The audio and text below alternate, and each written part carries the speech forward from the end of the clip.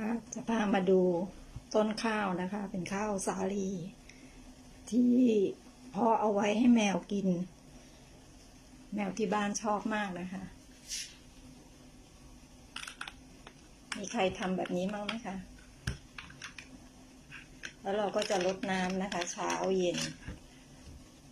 ใช้ฟอกกี้เลยค่ะฉีด